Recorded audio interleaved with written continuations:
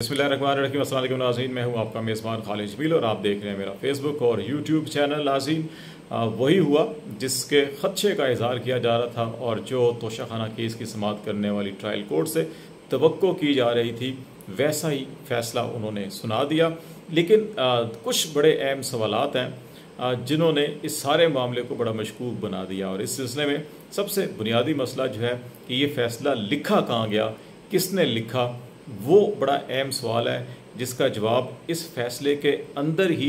ढूंढा जा सकता है। और इसके साथ साथ जो कानूनी और आइनी एक्सपर्ट्स हैं वो इस फैसले को पढ़ने के बाद ये कह रहे हैं कि ट्रायल कोर्ट ने इस फैसले के अंदर इतने सुकम छोड़ दिए हैं या इतनी गलतियां की हुई हैं कि ये एक दो समात के अंदर ही ये फैसला जो है कि मुस्तरद कर दिया जाएगा, कलअदम करार दे दिया जाएगा और इमरान खान को ज़्यादा अरसे तक जेल में सज़ा के तौर के ऊपर नहीं रखा जा सकेगा। और इस सिलसिले में एक और बड़ी अहम डेवलपमेंट जो हुई है वो ये हुई है कि सुप्रीम कोर्ट ऑफ पाकिस्तान ने इमरान खान को ज़ाती हैसियत में 9 अगस्त को तलब किया है। इसका मतलब ये है कि इमरान खान की जो पहली पब्लिक अपीयरेंस अभी मुमकिना तौर के ऊपर हो सकती है अगर उनको इस सज़ा के अंदर कोई रिलीफ नहीं मिलता, इस सज़ा को मुअत्तल नहीं किया जाता, उनकी अपील समाअत के लिए मुकर्रर नहीं भी होती। लेकिन सुप्रीम कोर्ट ने 9 अगस्त को इमरान खान को ज़ाती तौर के ऊपर पेश करने का हुकूमत को हुक्म दिया है। इसके हवाले से कुछ तफसीलात शेयर करेंगे। और तीसरा बड़ा अहम मामला जो है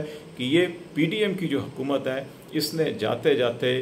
ये कहा जा रहा है कि जमहूरियत पर खुदकुश हमला किया है। और ये खुदकुश हमला क्या है, इसके बारे में मुश्तरका मफादात कौंसिल का इजलास प्राइम मिनिस्टर शहबाज शरीफ की सदारत में हुआ, जिसके अंदर मरदमशुमारी जो डिजिटल मरदमशुमारी थी, पाकिस्तान की पहली मरदमशुमारी थी जो डिजिटल तौर के ऊपर की गई, उसके नताइज को मंजूर किया गया है। और इसमें निगरान वज़ीर आला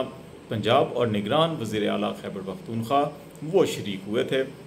ये जो CCI जो फोरम है मुश्तरका मफादात कौंसिल, इसमें चारों सूबों के वज़रा आला प्राइम मिनिस्टर होते हैं और ये उन तमाम अमूर के ऊपर, कॉन्स्टिट्यूशनल अमूर के ऊपर फैसले करते हैं जिसमें कॉन्स्टिट्यूशन ने मैंडेट दिया हुआ है CCI को। लेकिन इसके ऊपर एक बड़ा अहम ये सवाल पैदा हो रहा है कि क्या ऐसी हुकूमत जिसके अंदर निगरान वज़रा आला हों जिनका बुनियादी काम सिर्फ इलेक्शन करवाना है, डे टू डू बिजनेस चलाना है, वो कॉन्स्टिट्यूशनल मैटर के ऊपर इतने अहम डिसीजन कर सकते हैं जिसकी बुनियाद के ऊपर पूरा का पूरा इलेक्शन शेड्यूल, इलेक्शन स्कीम और हत्ता के आईने पाकिस्तान के अंदर जो 90 दिन के अंदर इलेक्शन करवाने की या 60 दिन के अंदर इलेक्शन करवाने की कतगन है उसके ऊपर भी असरअंदाज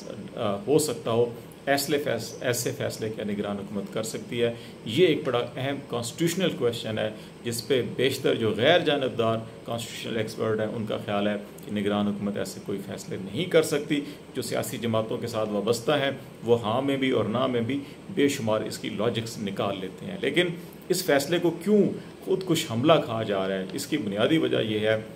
कि इस फैसले को आड़ बनाकर इलेक्शन कमीशन ऑफ पाकिस्तान अभी कम से कम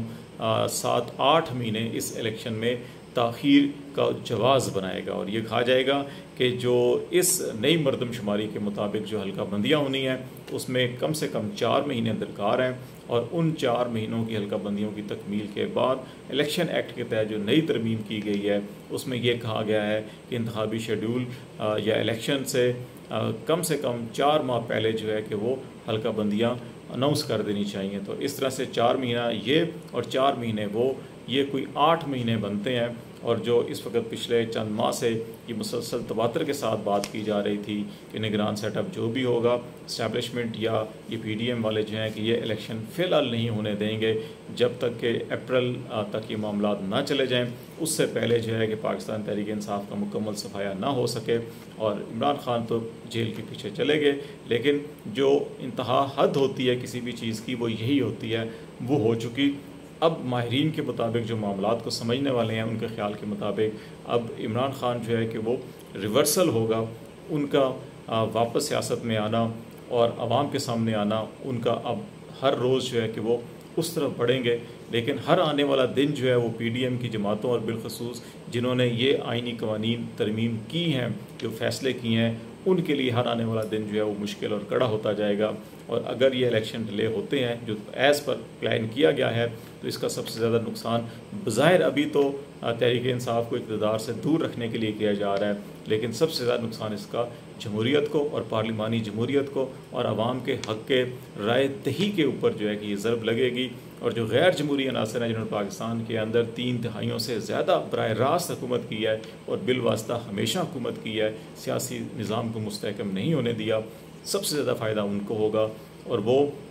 अगले आने वाले दिनों के अंदर जब निगरान केयर टेकर सेटअप होगा तो पाकिस्तान तहरीक इंसाफ के साथ साथ दीगर सियासी जमातों के अंदर भी वो उसी तरह का ऑपरेशन कर सकते हैं जिस तरह का तहरीक इंसाफ के ख़िलाफ़ चल रहा है। तो इसलिए ये कहा जा रहा है कि PDM ने बेसिकली ये ख़ुद को हमला किया है और ना सिर्फ ये ख़ुद बल्कि ये जमहूरियत पर भी इसको हमला करार दिया गया है। अब सुप्रीम कोर्ट ऑफ पाकिस्तान का मामला जो इमरान खान को ज़ाती तौर के ऊपर तलब किया गया है और तोशाखाना केस का ये फ़ैसला कि फ़ैसला लिखा कहाँ गया। अब इस फ़ैसले को अगर अब पढ़ें और इस फ़ैसले में 12 बजे ये आखिरी जो मोहलत दी गई थी, उसके बाद जज साहब जो हैं कि वो उठकर अपने कमरे में चले गए थे और कहा था 12:30 बजे आके वो फ़ैसला सुनाएंगे। ये 4 सफ़ात का फ़ैसला था और प्रैक्टिकली अगर देखा जाए तो 20-25 मिनट के अंदर 4 सफ़ात को लिखना, वेट करना, एडिट करना, ठीक करना, तस्दीक करना, साइन करना, दोबारा पढ़ना, तस्दीक करना, इतने मिनट लग जाते हैं। लेकिन इसके जो ऑपरेटिव पार्ट पेज 4 था उसके पैराग्राफ नंबर 2 के अंदर जज साहब ने वो संगीन गलती कर दी जिसकी बड़ी साफ साफ नज़र आ रहा है कि ये फ़ैसला लिखा कहाँ गया और ये फ़ैसला अनाउंसमेंट से पहले लिखा हुआ मिल चुका था उनको, क्योंकि आधे घंटे के 20 मिनट के अंदर 4 सफ़ात का लिखना तो समझ में आता है, लेकिन पैरा 2 में क्या लिख रहे हैं जज साहब ये लिख रहे हैं कि तफसीली फ़ैसला बाद में जारी किया जाएगा और ये तफसीली फ़ैसला 30 सफ़ात पर मुश्तमिल है। अब 20 मिनट के अंदर 4 सफ़ात जो अनाउंस किए गए, 30 सफ़ात वो 20 मिनट के अंदर 34 सफ़ात नहीं लिखे जा सकते। अगर 34 सफ़ात नहीं लिखे जा सकते, सिर्फ 4 सफ़ात ही लिखे गए थे, तो फिर जज साहब को ये कैसे पता, अभी तफसीली फ़ैसला तो अगर लिखा ही नहीं गया, फिर उनको कैसे मालूम कि तफसीली फ़ैसला जो है कि वो 30 सफ़ात का है जो बाद में जारी किया जाएगा। इसका मतलब है कि वो जो सहूलतकार थे या जिनका सारा ये प्लान था कि निगरान हुकूमत से पहले पाकिस्तान तहरीक इंसाफ के चेयरमैन को ठिकाने लगाना है, सज़ा देनी है, क्रैक डाउन करना है, तो उस प्लान के मुताबिक फ़ैसला पहले से लिखा हुआ था और उस फैसले के अंदर ख़ास तौर के ऊपर जो उनकी क्रेडिबिलिटी है, जो उनकी ऑनेस्टी है, जो उनकी सच्चाई है, जो सादिक और अमीन सुप्रीम कोर्ट ने करार दिया था, उन चीज़ों को ख़ास तौर के ऊपर एड्रेस करके 2 जुमले शामिल किए गए हैं। ये बिल्कुल वैसे ही जैसे इमरान खान का यूरिन टेस्ट जब लिया गया था पहली गिरफ्तारी के बाद, तो उस मेडिकल रिपोर्ट के अंदर ये कहा गया कि ये इनकी ज़हनी हालत के ऊपर, जिस्मानी हालत के ऊपर, असाबी हालत के ऊपर और फिर नशे के हवाले से भी उनके ऊपर जो है कि एक तोहमत लगाई गई थी। लेकिन इसी तरह इसके अंदर भी वो चीज़ें जो है कि डालने की कोशिश की गई, तो उससे ही अंदाज़ा हो जाता है कि इसके पीछे असल फनकार कौन है, जो असल ये तड़का लगाने वाले कौन लोग हैं या कौन इदारे हैं। तो ये लिखा लिखाया फ़ैसला ऑलरेडी इनके पास मौजूद था। ये तय था कि आज हर हालत के अंदर ये जो है कि फ़ैसला देना है, जो दिया गया। अब ये मामला हाई कोर्ट के अंदर ज़ेर समाअत है। ये हक़ गवाही का मामला अगली हफ्ते के लिए रखा हुआ था। सुप्रीम कोर्ट ने भी अपने फ़ैसले में ये कहा था कि ट्रायल कोर्ट जो है कि वो सुप्रीम कोर्ट में अगर कोई मामला पेंडिंग है तो उस वक्त तक हतमी फ़ैसला नहीं दे सकती, लेकिन ट्रायल कोर्ट के जज गालबन सुप्रीम कोर्ट और हाई कोर्ट से भी बाला अपने आप को तस्वर करते हैं, उन्होंने ये फ़ैसला जारी कर दिया। अब मामला जो है कि अपील में आएगा और अपील के अंदर जो कॉन्स्टिट्यूशनल एक्सपर्ट्स हैं, लीगल एक्सपर्ट्स हैं, उनका ख्याल है कि ये इसके अंदर बहुत से सुकम हैं। इन्होंने जैसे हक़ गवाही ख़त्म किया, हक़ समाअत ख़त्म किया और हक़ नुमाइंदगी का ख़त्म किया, तमाम हकूक़ मुल्ज़िम के ख़त्म करके फ़ैसला देना किसी तौर के ऊपर इंसाफ के तकाज़ों के मुताबिक नहीं है। और बिलखसूस जब हाई कोर्ट के अंदर गवाहों के तहफ़्फ़ुज़ का हक़ का मामला जब चल रहा हो तो उसको कैसे नज़रअंदाज किया जा सकता है, ये बुनियादी क्वेश्चन था जिसका ख्याल है कि हो जाएगा। दूसरी तरफ सुप्रीम कोर्ट ऑफ पाकिस्तान में ऑलरेडी इनकी PTI कुछ अपीलें थी, अगरचे उनको तो शायद ये कहकर निपटा दिया जाए कि मामला जो है कि अब तो ट्रायल कोर्ट ने फैसला दे दिया, लेकिन क्वेटा कत्ल केस जो वकील का कत्ल केस था उसमें सुप्रीम कोर्ट ऑफ पाकिस्तान के 3 रुकनी बेंच जो समाअत कर रहा था, बुरी ज़मानत दी हुई थी इमरान खान को 9 अगस्त तक के लिए, उस केस की काज लिस्ट जारी हो गई है और तमाम फ़रीक़ैन को नोटिस भी किए गए हैं, हुकूमत को भी नोटिस किया गया है और उस केस में इमरान खान को ज़ाती हैसियत में सुप्रीम कोर्ट में पेश करने का हुक्म दिया गया है। तो अब यह हुकूमत के ऊपर लाजिम होगा कि वो 9 अगस्त को इमरान खान को लेकर आएँ। तो इसमें पब्लिक अपीयरेंस पहले उनकी होगी और उससे अंदाज़ा भी हो जाएगा कि इमरान खान के साथ इन दोनों के अंदर क्या सलूक किया जा रहा है। और अब ये देखते हैं कि अपील होती है तो उसको चीफ जस्टिस